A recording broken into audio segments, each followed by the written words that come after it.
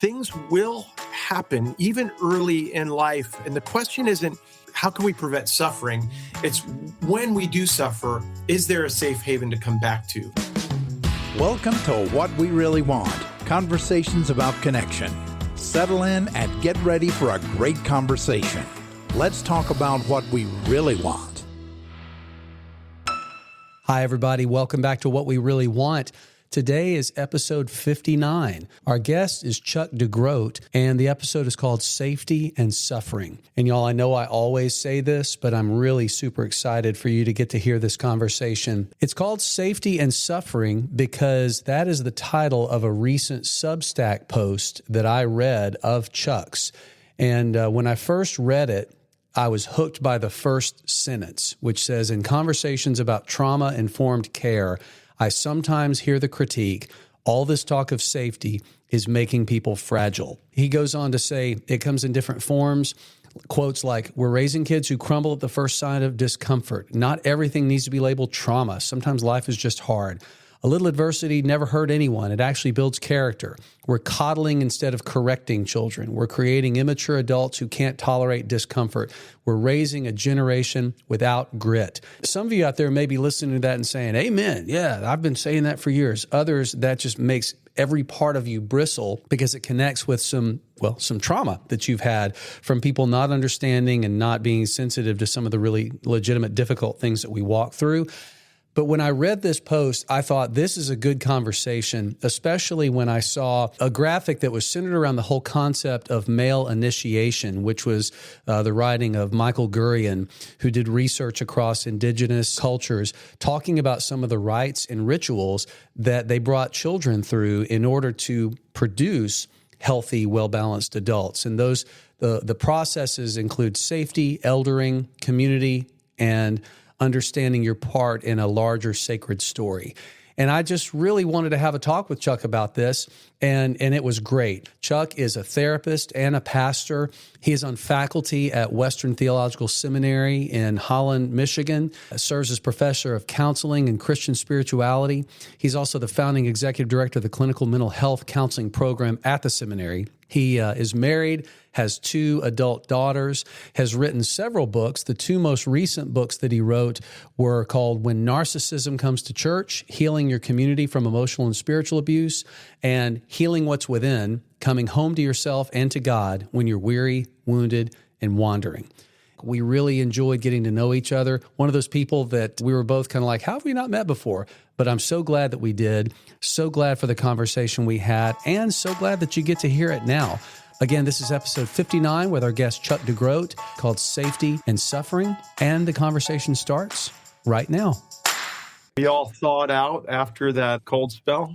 Thankfully, here in Birmingham, we didn't really get all that much of it. People in North Alabama got a little bit of it, but it was really Nashville that got hammered. Are you in Michigan? I am. Okay. I'm in Grand Rapids. Yeah. You guys are used to snow up there. It's no big deal. Yeah, well, I'm not from here, so it's no big deal for native Michiganders, I guess. I mean, Gotcha. I see them when I get up early and I'm out of here driving. They're out with their headlamps on and, it's -10 and they're out in the snow. But for me, I'm a wimp. Where are you from? We were in New York originally, Long Island, Okay. New York, by way of Iowa, Chicago, 14 years in Orlando, and then 5 in San Francisco Bay Area. So we had spent almost 20 years in warmer locations before we arrived here. So, yeah. I have said this to several of our guests lately that I've kind of wondered as we've prepared for this, like, how have we not talked before now? Because we've got so many overlaps. I was looking at your Facebook page, and the first 8 mutual friends on there are all people that have been on this show. Is that right? Yeah. It's Steve Cuss, Adam Young, Kathy Lorzell, Andy Gullahorn, Jill Gullahorn, Sharon Hirsch, Sam Joel, and Blake Roberts. All those guys have been on the show, and I've been aware of you. I've heard your name. And as I've gotten to know more about you and read more of your stuff, preparing for this, it's like, oh man, I can't wait for this conversation. Oh, good. Well, thanks for having me on. And those are all good people. I'm glad we're acquainted with some of those same people. I'm curious too. How often is it that you do podcast interviews? Do you do a lot of this? There usually is at least 1, maybe 2 a week 4 a month, maybe something like that. That's a It lot. probably averages. I think around when the last book was, I mean, you know how it goes when you're launching a book. Sure. You pretty much do whatever anyone invites you to do at that point, right? So, but I tend to. I was really intrigued by when you reached out, but I've have tended to be a little bit more discerning over the last 6 months to a year or so, because I don't have all the time in the world, but I want to have meaningful conversations with really good folks. So as I've thought about it, maybe more over the last few years, it's more like I want to give my wholehearted yes when I'm doing these sort of outside the window of a publication.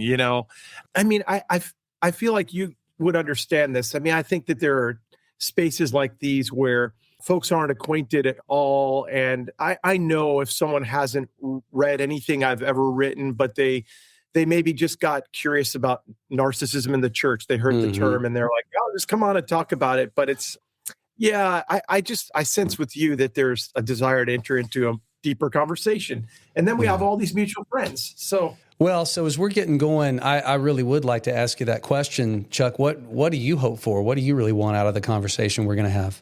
I was intrigued that you enjoyed that safety and suffering piece, that little Substack.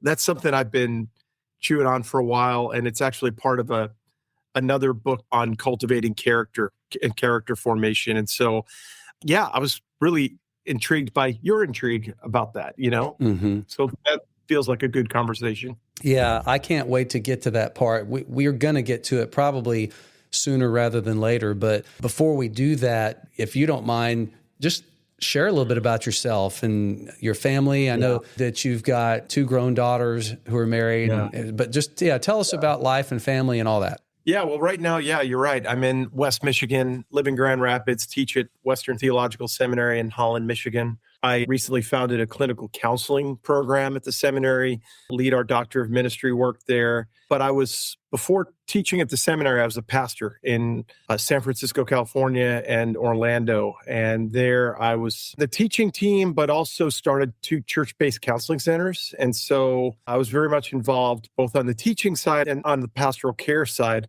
In San Francisco, we launched something called New Begin House of Studies, which is a missional training center. So that's always an intriguing piece for people because they're like, oh, you're the counseling guy or the therapy guy or the pastoral care guy. But I was very much involved in church planting, missional planting, and church planter assessment and preparation. So that's a thread of my story that's not familiar to many folks, but a big part of that work in San Francisco. But been a therapist and a pastor for a while. It goes back to the mid 1990s at this point, and so for quite a while, specializing particularly in the areas of abuse, trauma, narcissism, narcissistic leadership. Don't ask me how I got interested in that. I want to ask you. I know, right? A lot of people are like, why? Why would you want to do that? And I ask myself that sometimes too. Well, why would you do it and why would you want to do it can be 2 very different answers. Yeah. I'm curious about something. I was going to ask you sort of about your professional trajectory, and you've already kind of gotten into that a little bit. Yeah. You have been a pastor and you're a therapist. Which were you doing first? I mean, did those go simultaneously for a lot of the time that you've been in ministry? That's a great question. Yeah, they have mostly been simultaneous. I went to seminary not to be a pastor necessarily, but to do PhD work. I was one of those guys who came to seminary with all the answers already, which is pretty special, and I had a really kind but direct professor, pastoral care professor, say to me that unless I dealt with my own stuff, I'd be harmful to the church. And so that was exceptionally important to me. And I ended up doing a counseling degree side by side with my Master of Divinity and taking a job at a church in Orlando near the seminary that I was attending. And so as soon as I dove into church work, pastoral work, I was within the first year, we were developing a counseling center and I was training lay counselors. I sort of dove into both sides of the work. And so I feel like I probably should have given myself 3 to 5 years to to get acclimated to the water, but I've always been a little bit of an overfunctioner too. So that seems very unusual that a pastor, were you the primary teaching pastor at the churches where you served? No. Okay. Because I was going to say, if you had been and were also that focused on counseling, that would have been extraordinarily rare. But even not, still pretty rare. Fairly rare. And I was grateful to have that opportunity in both churches to be able to preach and teach regularly. And I think I'm one of those guys who's a generalist. You know, I've gotten to do lots of different things, and I can teach and I can counsel, and I probably don't do any of them particularly well. But I get to do them. And in San Francisco in particular, I had a lot going on then. This was a church that was, if anyone's familiar with Redeemer Church in New York City, Tim Keller, this was a church that was sort of planted in the image of that church, and with the DNA, it migrated in a different direction over time. But it was, for me, a sort of a second education, a second seminary education. I learned so much in that context. Of course, San Francisco itself is a unique environment to learn in. But yeah, even there, I had the opportunity to be a part of starting this thing called New Begin House of Studies, where I was particularly attuned to the health and spiritual formation of pastors and planters. And so I've always been able to sort of straddle these two worlds in creative ways. And I don't know, I mean, people ask me sometimes, even with the work I'm doing now, how did you get the job that you got, and how do you get to do the things I do? And I do sort of pitch myself that I've had the opportunity to do these things and live in these various worlds. And I'm a learner, I'm curious. And so I don't consider myself an expert in anything. I go into all these different spaces with a ton of curiosity and always learn. We'll be right back. How have things gotten so out of control? How did something that didn't seem like such a big deal at first completely take over? Porn and sex addiction are destroying your life and killing your relationships. You know you can't keep going on like this, keeping secrets and telling lies. Something has to change. But how? Most men who struggle with unwanted or addictive sexual behavior have tried to fix it on their own. But sex addiction is powerful and complicated. Recovery is possible, but it isn't easy. It requires us to focus on more than just behavior. It requires us to look at our whole lives and the parts of our stories that contribute to addiction. If you're ready to find freedom, maybe it's time for you to get to the roots. The Roots Retreat is a 4-day therapeutic and spiritual intensive. You'll work with therapists and coaches who specialize in sex addiction and recovery. You'll learn how to take healthy ownership of your behavior. You'll discover how your life experiences set the stage for addiction to develop. You'll see how God factors into your struggle, and you'll learn effective tools for ongoing recovery after the retreat. If you're ready to stop trying what doesn't work, if you're ready to experience real hope, healing, and change, let's get to the roots. Visit awakenrecovery.com/Roots Retreat or click the Roots Retreat link in show notes. I mean, when you're saying the things that you've been saying the last couple of minutes, and especially when you refer to yourself as a generalist, I mean, something inside of me just like jumped up and just started paying attention, because I feel the same way. I mean, I feel like I'm a little bit good at a whole lot of things and not really a master at all that much. And I don't know about you, but I used to feel shame or less than-ness over not being like super good at anything, or at least seeing myself that way. Have you ever read a book called Range by David Epstein? No, I haven't. Okay. Somebody posted about having read it, and it's called Range: Why Generalists Triumph in a Specialized World. And I read that, and it was so helpful. Yeah, it was so helpful for me to see the different perspective, because in the introduction, the author basically used two well-known people from the sports world as an example of a generalist versus a specialist. And it was Roger Federer and Tiger Woods. And it's really fascinating, but it's really helped me to feel like I don't need to have a default of criticizing the way that I am, or propping myself up for the way that I am. The way that I am is just the way that God's made me. And to be able to dip into a lot of different things has just become more fascinating. And when you talk about curiosity, man, I'm right there with you. I love learning about things and finding out about things. And I really resonated with that when you were talking about it. Yeah, it's fun to be endlessly curious and to be in spaces like you get to do this and you get to talk to loads of different folks and have these kinds of conversations. I mean, I feel like in the seminary world, I'd love to redo my seminary education with my current colleagues. You talked about being in Orlando. Did you go to RTS? Yes. Did you have any classes with Steve Brown? Were you there while he was there? Yeah, of course. I was, in fact, I got to know him well, and he's had me on Key Life a number of times, that podcast. He was my professor in several different classes. My favorite experience of Steve was that when I was doing this dual degree, there was a particular preaching elective or so I needed to take something, and I signed up for a course with him. And I said, hey, Steve, the only problem is I won't be able to attend the course. And if you know Steve, he's like, oh, that's no problem. You're in the counseling program. That's fine. And he gave me an A for a course I never attended. So I really hope no one from, the registrar from RTS Orlando didn't hear that. I think the statute of limitations has probably run out on that. So. I think it's run out at this point, but Steve's been incredibly kind to me and also really honest with me too. Another professor who, named, it was great to have him in ministry or in seminary because he named the realities of ministry in a way that other profs weren't naming those realities, right? So I agree. The fact that I had gone for so long as a Christian, living in the church and existing in pastoral ministry myself, and had heard so few of these things. And when I'd heard them so rarely.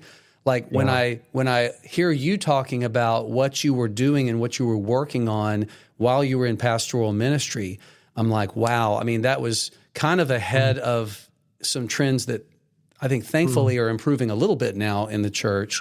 But as we start to kind of shift over to talk about this Substack post that you wrote in January, I want to say something, an opinion comment, and have you talk about it because I'm curious to know what you think. When we're talking about what people do in ministry and the difference between intent and impact, I think that's something that shows up a lot. I mean, there are some people who are just clinically diagnosable narcissists, and they were drawn to ministry because of the power. But I also think that there are people who behave narcissistically, but have some really caring and good intentions in there, but just have a lot of really significant blind spots too.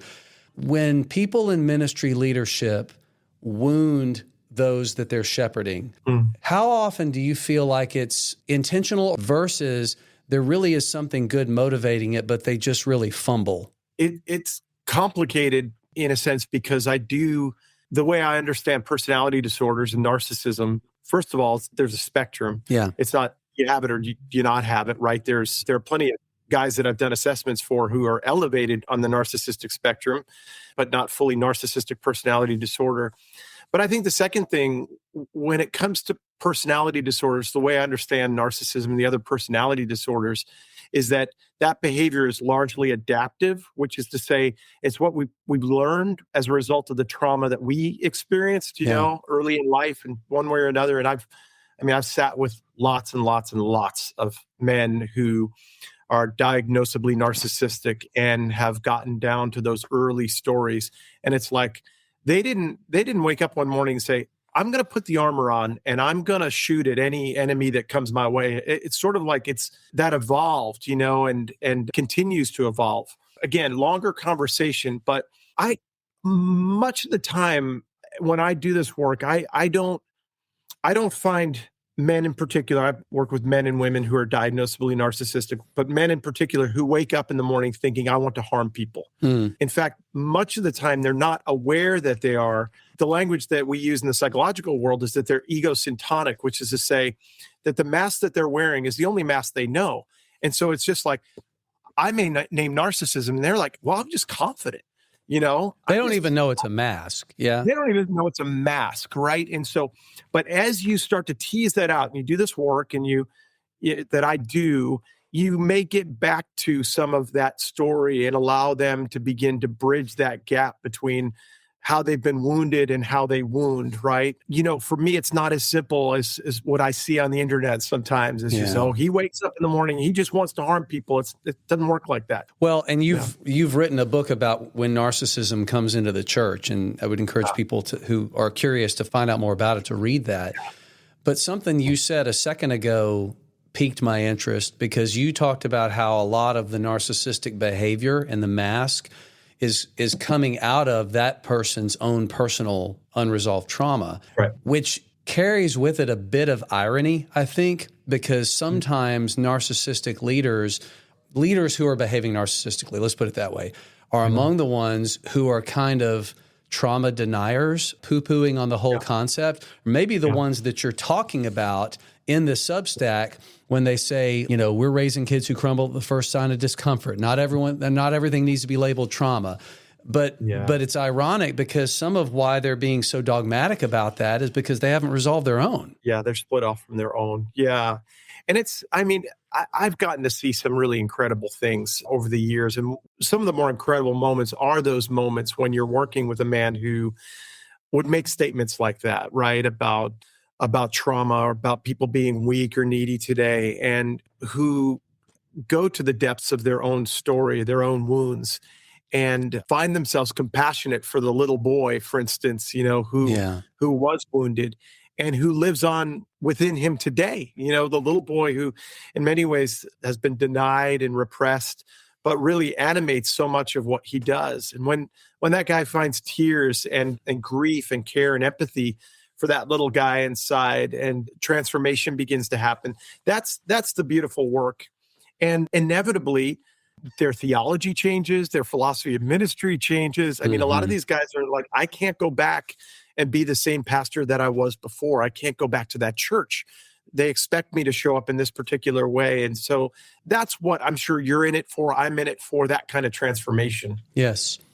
Speaking of the Substack post, January 22nd, I think you posted it, and it's called Safety and Suffering. And as I started to read it, the very first sentence in there is just what grabbed me. And it said, in conversations about trauma-informed care, I sometimes hear the critique, all this talk of safety is making people fragile. And man, I was locked in. I'm like, I don't know where this is going, but I hear this a lot myself. And I can't wait. I can't wait to hear more about it. And so when my wife, Stacy, and I started Awaken in 2015, one of the first things we knew that we wanted to do, other than forming like a community of people in recovery, was to have these intensives and workshops to help people who struggle with addiction and people who struggle with betrayal trauma kind of have a place to come to understand it. And one of the therapists who has been a longtime friend and staffer at these intensives does a talk about trauma. And when we would first do it, like back in 2016, 2017, and we asked the men at these intensives, tell me what you think of when you hear the word trauma. It was almost always something like being in a horrible car accident, or being kidnapped, or being attacked by a wild animal, or like, trauma would be the beginning of a show about people who drive an ambulance. It was very medical or shock or event based. But now, like when you're asking, because now we're getting a very different answer. We're getting people who understand because they've heard about complex developmental trauma and, the ongoing, we may call it little t, but it has an awfully big effect because it's every day, it's all the time. So there's a lot of people who know enough about trauma to give them something to talk about. But then I think the reaction to that is what you were referring to at the beginning of the post. And so would you just kind of talk about what it was that you were noticing that led you to write that? And then, like, as we get into it, I'd love to talk about the graphic that you put in there. This is an audio-only podcast, but we're going to give people the ability to go find this. But the concept of safety, eldering, community, a sacred story.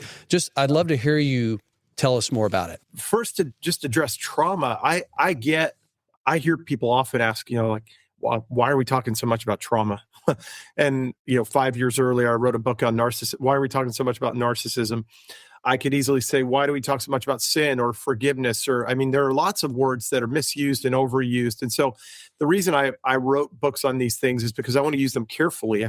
think part of the narcissism work has been to more carefully define it because it's so overused and misused. But there's a sense in which we're all living in a story of trauma. The 1,185 chapters between Genesis 3 and Revelation 20, we're all living east of Eden in exile and disconnection and alienation, right? And so, trauma is simply Greek for wound. And so we all bear that early wound, that primal wound that goes back to Genesis 3. But there's this larger understanding of trauma that many of us who do this work have, that understand that, as you name, the developmental trauma, the complex trauma that spans back to our childhoods.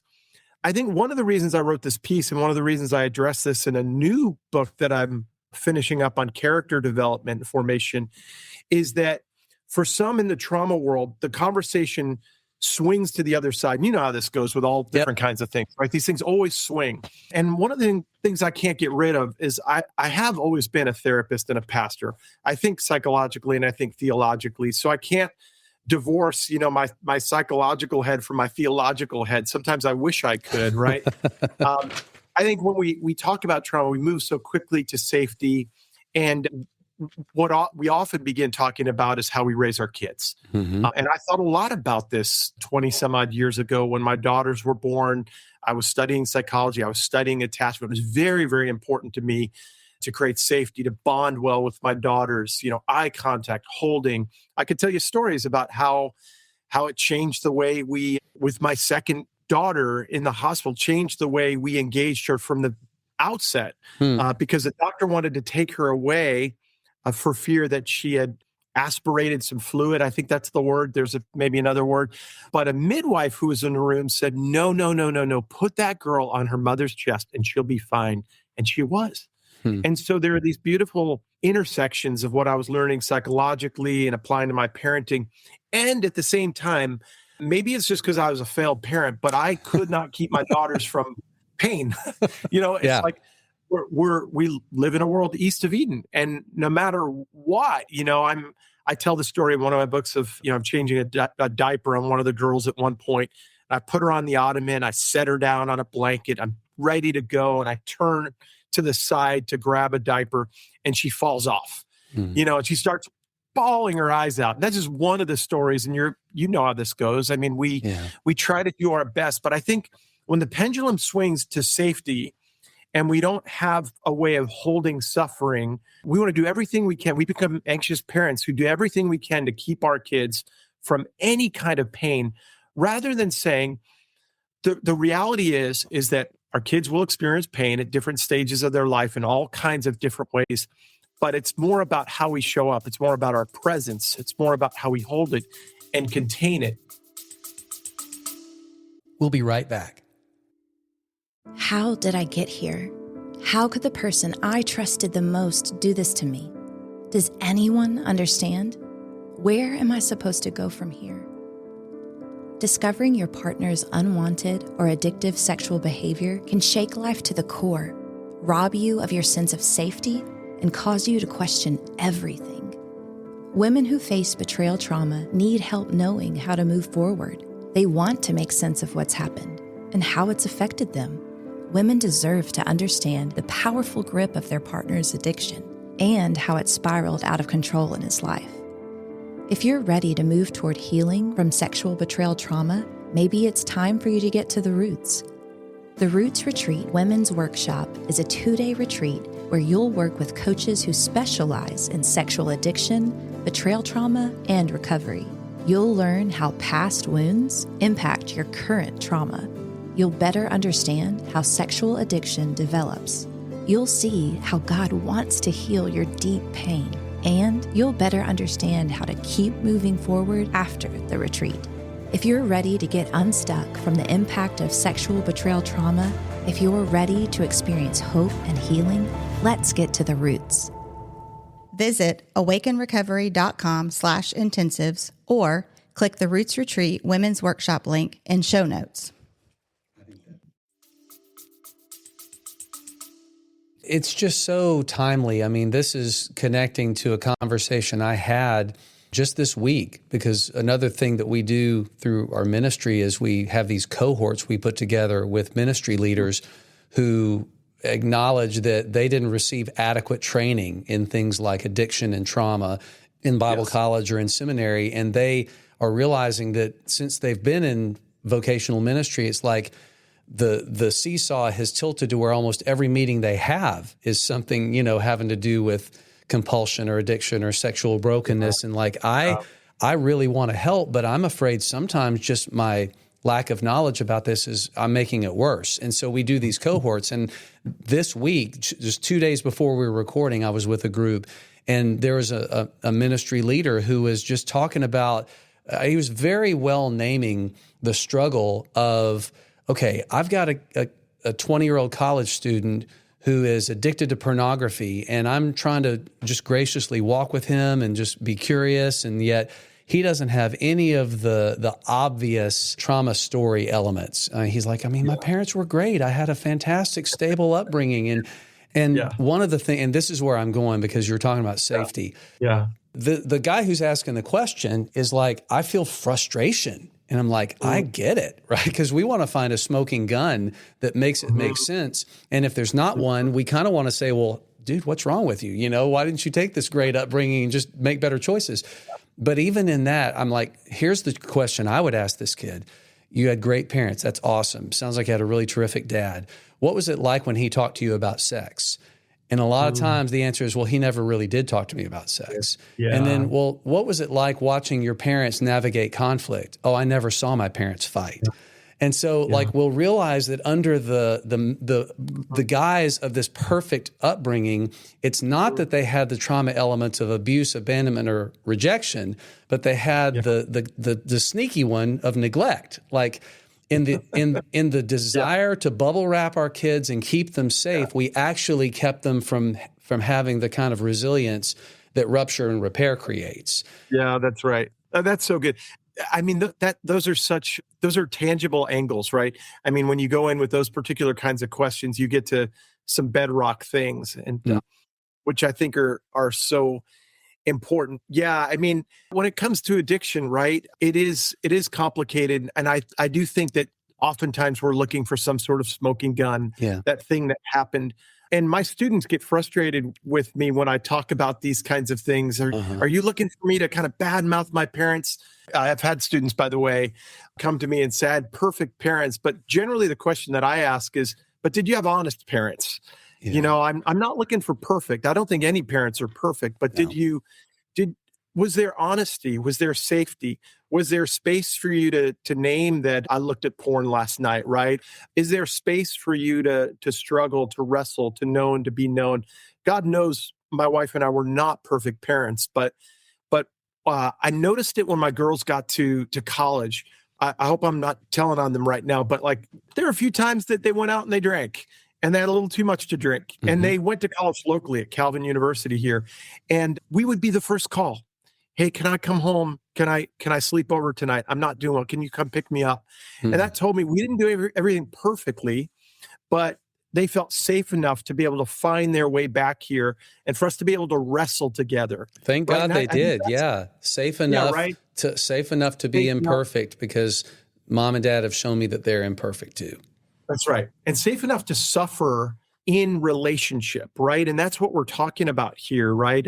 I think that this combination of safety and suffering, there's something about doing it in the presence of a safe other who can hold you, who can hold space. And that gets into that larger conversation that I introduced that goes back to my PhD work back in the early 2000s around male initiation. One of the things I discovered there through some of the reading that I was doing was that there were 4 essentials for initiatory work. And if your listeners aren't aware of this, in ancient cultures and indigenous cultures, there were particular kinds of ways. There were rituals. They weren't all uniform, but there were notable themes and patterns. And there were ways of raising boys and raising girls that fit within these sort of schemes or patterns. And so the 4 conditions for male initiation are safety, eldering, community, and a sacred story. And what's important about that is that this conversation about safety didn't arrive on the scene in like 2015 when we started talking about trauma more regularly on the internet, right? Yeah. And in books. It's actually a conversation that goes back to, again, ancient and indigenous cultures, how young boys and even young girls would be held and loved and known. Imagine these larger families, where it's not just mom and dad, but it's grandma and grandpa and older siblings and uncles and aunts held within a community, held within a sacred story. This is what meaning is, whether it's dancing around the fire or baptism in the Lord's, held within a sacred story. Eldered, which is to say someone a little further along on the journey who bears witness to your life, bears witness to your sufferings, and within community, which is to say you've got other peers who are like, you're not alone in this. And I mean, in the world that you've been in, Greg, I imagine that there's probably something of that resonates with recovery work. 1,000%. I mean, the eldering that you're describing a really good, effective sponsor in 12-step recovery. And then the community, that's the meeting, that's the people that say me too, or they go first and give you the opportunity to say me too. Yeah. Yeah. And even AA, there is a sort of sacred story, that begins in a recognition of powerlessness, which I often say is right where Matthew 5 in the Beatitudes begins. Blessed are the patokos in the Greek, the poor in spirit, those who've come to the end of themselves, right? And so it's held within this frame of, okay, you're loved, you're safe, but you're coming to an age where you're going to have to go out into the world. And the world is scary and the world is dangerous. And, in these ancient cultures, they would have, in some cases, really kind of primitive rituals. We don't have to get into the rituals. Some of them are kind of strange, but they would have these rituals. And I'd want to say, when we have ours too, it could be as simple as like the first time we let our girls walk down the block to a neighbor's house, and Sarah and I are waiting by the door, kind of peeking out, this, like peeking out to make sure they get there. And then we let them go on their bikes a little bit further. And then we let them stay overnight at a friend's house. Or all these things that we're doing, but we're checking back in. They're held, right? In that they're safe, they're held, they come home. How was it?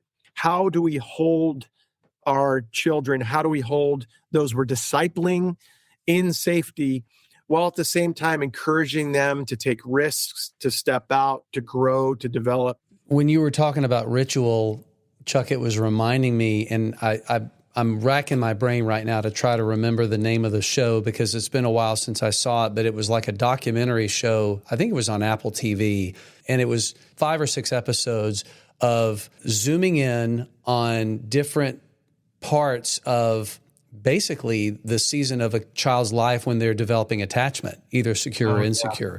Yeah. And I remember that the very first episode started in Japan, where apparently there's a very common ritual where they will teach their kids a level of autonomy so super young. Like it was a 3-year-old being sent out on her own to go to the store, or it may have been a little boy. You've probably heard about this, but and the cameras were following, but not interfering. It's like, this is through downtown Tokyo. And like the parents stayed at home. Yeah. I don't get that. That's definitely, there's definitely some cultural divide between how we do these rituals, but it's what you're describing. And it is eldering community. It's helping, it's being a part of writing the story. That's right. That's right. I'm glad you brought up cultural differences, and attachment theory tends to be taught in sort of a flattened Western individualized kind of paradigm, and it really is important to say, well, what does that look like in African culture, in Hispanic culture, in Asian culture, and so forth? There are really unique differences, and so it's important for people like me not to sort of judge. Right. I don't know. I'd be curious. There's a part of me that feels a little bit judgy about sending a 3-year-old out. Me too. But I'd want to get curious. But here again, like things will happen even early in life. And the question isn't how can we prevent suffering? It's when we do suffer, is there a safe haven to come back to? Yes. It's about rupture and repair, right? And so the goal, I think, early on for me was a misplaced goal, and that was to protect my girls from the harm of the world because I had experienced it. And that was me going to the opposite end of the spectrum. And when I finally realized I can't keep them from suffering. It's just going to happen. Then it was like, well, then when they do come back, how do I show up well? And I think that's the case. We can generalize that to ministry. That's in some ways the way I work with pastors, right? It's sort of like some of them assume that if they take a class from me, it will keep them from ever experiencing any of the pain of ministry. And maybe this is where the intersection of Steve Brown comes in, because Steve just told us flat out, ministry is going to kick your ass. Yeah. So what he does, he normalized it for us. And so, part of the work there is to say, when it gets hard, how are you going to find your way back to that elder? Who's your community? Because too many of us in ministry are, lonely ministers and lonely vocations. Yeah. Well, first of all, when it gets hard, people like Steve at least do you the service of saying, you're going to know this is what's happening. I heard about this. I knew to expect this. And I may have said, it won't happen to me. But then when it does, at least you know what it is. That's right. Yeah. And so, this idea that even, the training that you do, the training I do, that somehow it immunizes us from suffering is misguided, right? It's how do we metabolize our suffering? Can we learn to grieve? Can we learn to move with it and through it? And by the way, that might sound nice, but I think, then there's this larger conversation about all the different kinds of ways that we cope and we disconnect so that we don't have to metabolize our suffering, or as Frederick Buechner says, steward our suffering, right? And so then we've got to ask ourselves, when I do suffer, how do I cope? What do I do? What do I do with my sufferings? For me, I learned very early on that alcohol was a very easy way to self-soothe. And so that was an early go-to for me. It was a late, medium, and late go-to for me. It wasn't just early. At various times throughout my ministry life, it was like, this is really hard. And I don't really feel like going home and journaling right now, or calling my friend. But I know that my friend Tanqueray will greet me at the door, and I'll just pour a cup and be a little bit better about myself after that, Yeah. And so what are the ways that we disconnect, numb, self-soothe? Yeah. Well, in addressing what constitutes trauma and how traumatic events actually turn into traumas that we carry when we're not attuned to, when they're not responded to in healthy ways, when we don't get resolution to them, there are probably a lot of things that get called trauma that I would say maybe, well, we'll see, or maybe not yet. But one of the reactions to the wide introduction of trauma into the cultural discussion that I have seen and been troubled by among Christians is there's a lot of attention being paid right now, primarily in kind of the segment of biblical counseling that we would call nouthetic, that are sort of trauma deniers. And, the body doesn't keep the score is one thing that I actually saw. And basically trying to refute all of the things that are leading or accompanying Christian people down the path of exploring their trauma. And I guess if you have noticed that, like I have, what do you think people who are writing these things are reacting to? What are they afraid is happening? Yeah, I'm not as attuned to those kinds of things. And I'm really grateful for some folks in the biblical counseling world. I mean, that's, this language of biblical counseling. I have to ask, what kind of biblical counselor are you? There are guys like Jason Kovacs and Bob Kellerman and folks like that who are writing about these kinds of things because they're talking to fellow, I guess, biblical counselors. They're probably considered the heretics. But, the mavericks, the rogues. The rogues in the biblical counseling world, right? But they're taking seriously the body, nephesh, right? We're ensouled bodies, we're embodied souls, right? They're trying to work this stuff out biblically and psychologically. I do think,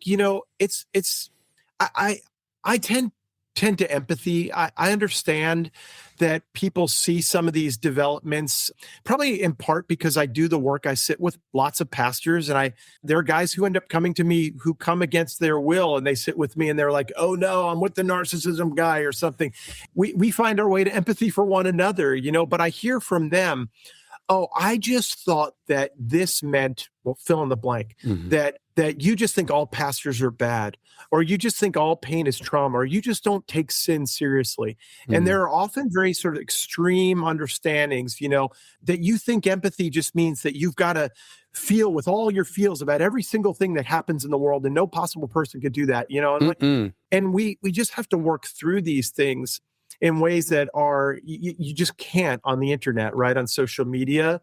What's interesting about it, even as you ask the question, people change their minds, and it's not just about changing their minds. It's about a whole body change in the context of relationship, in the embodied work. I'll work with a guy who will be like, I hate trauma and I don't believe in the category of narcissism. And by the time we're done, he's like, yeah, I understand that there are elements of trauma in my own story, and I have a proclivity to narcissism, and I'm okay with that. It's like we brought it down into their bodies and into the real world. But I'm never afraid of someone saying to me, I'm worried that the word narcissism is being overused. Yeah, I am too. That's why it probably is in some settings. It probably is. Yeah. And so your 2-year-old is not a narcissist. So what's coming up for me as I hear you talking about that, Chuck, is the loss of curiosity. And I think the very real presence of presumption and certainty that when you say this, I know what you mean, and you're wrong, and I've got to jump quickly to, making sure that you know that you're wrong, which is, to me, it's a very child consciousness approach to take, but that's what social media has conditioned us to do. But when I get into nuanced conversations with people, and like the guy in our cohort on Tuesday who wasn't saying, man, every college student I'm talking to is some, fragile snowflake. He was just saying, this is what it seems like, this is what it feels like, but help me understand. That's where the good stuff can happen, is when we are able to maintain or retain our curiosity. And I'll confess, some of these books that I've noticed, the biblical counseling books that are kind of poo-pooing on trauma, I haven't read them, so I can't speak authoritatively about them. But if what I would guess is happening is at all what's happening, there's somewhat a degree of reactivity. Yeah. And I think that there's this larger question too of, has therapy overtaken the role of the pastor? That's a larger conversation. I think that's a conversation that dates back to the late 19th century, early 20th century.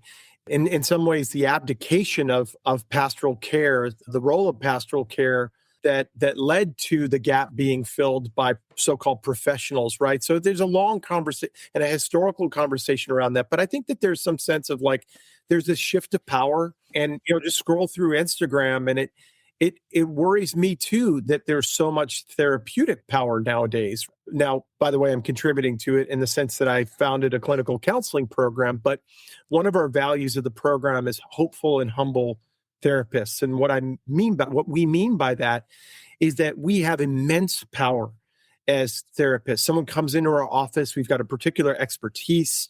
They want to know what to do in the situation of abuse in their marriage or something like that. And our words matter, our presence matters. So how do we hold our presence with curiosity and with humility?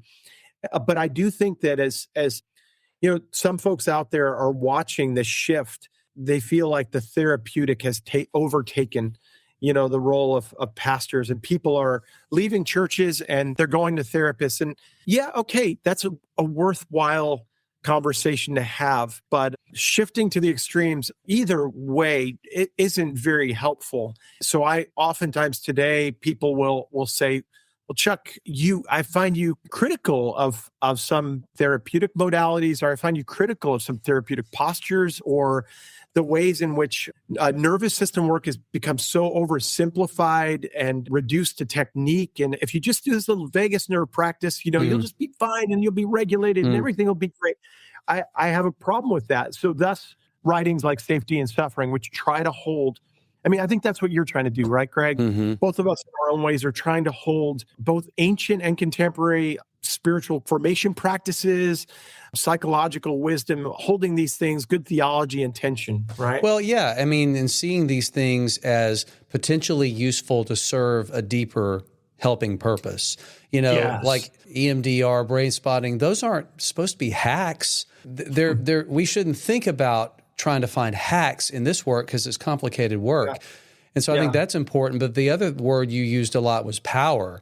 You talked about recognizing that power with humility, because there is recognizing that you have it because of your voice, either as a therapist or a pastor or a sponsor or a mentor. But it's an entirely other thing to desire that power and to wield it, and to be threatened when you think somebody else might be speaking a voice into there. Because if what we really want as a pastor and as a therapist are to be co-laborers in helping this person that is on a journey of healing, then threat and the paranoia of, am I going to lose something isn't so prevalent. It certainly shouldn't be. Yeah, it shouldn't. You mentioned some of the resources that you have. We're going to put some links to some ways that people can connect to your writing and some of the soul care support options that you've got. But, what would you want people to know that are some resources that you've got? And maybe we'll begin to end with that. Yeah, well, I mean, I've written a number of books, and the latest one is a book on character formation. We've talked a lot about emotional health over the last 25 years, right? Mm-hmm. And one of the things that I've been wrestling with over the last few years, Greg, is that with all this talk and all the resources we have today, how come we're only becoming more polarized? Why aren't we becoming more healthy? Or why doesn't it seem like we're becoming? Those are the kinds of questions I hear from people, right? And so I wanted to, for a while now, begin to shift maybe at least part of the conversation to character formation, sort of a deeper and maybe even a more theological lens to the realm of character development, the conditions for deep character change, not just personality, not just learn your Enneagram and tweak a little bit here or there, but like, how do we do the deep work of becoming a people who exemplify love and joy and peace and patience and kindness and et cetera, right? Mm-hmm. So that's part of the work I'm involved in now. People can look that kind of stuff up on the Substack and follow along with what I'm doing there. I just wrote another piece yesterday on my work with narcissistic men, and I listed a bunch of the resources. I love to show people my notes. As you know, most of us just beg, borrow, and steal from others. And so I wouldn't be anything without reading the Kurt Thompsons of the world, mm-hmm. and Daniel Siegels and Janina Fishers and Patricia DeYoungs and folks like that who've informed the way I understand narcissism, personality disorders. And so people are looking for those little, rabbit trails to follow. I try to leave some resources behind, and people can check out my website to learn more about some of those kinds of things too. When you talked about all the attention that's being paid and it has made us more polarized, I think it's just something I'd like to say as we wrap up is that it isn't information that heals. That's right. Information is helpful and it's useful and it can bring some things into clarity, but then what is it that's happening on a heart level with that information? And I just really appreciate how the work that you're doing and the writing that you're doing is helping to point people in that direction. Yeah, thanks for what you're doing too, Greg. And I think one of the things that is most heartening in this is that although you and I aren't close friends, I mean, there are such beautiful intersections, right? Yeah. And we're not alone in it. I'm grateful for all you're up to as well. That's kind of you to say. Chuck, thanks for spending some time with us. God bless you. Yeah, thanks, Greg. We'd love to hear from you. If you have questions, feedback, topics you'd like to hear us talk about on the show, click the Send Us a Message link in the show notes of any episode.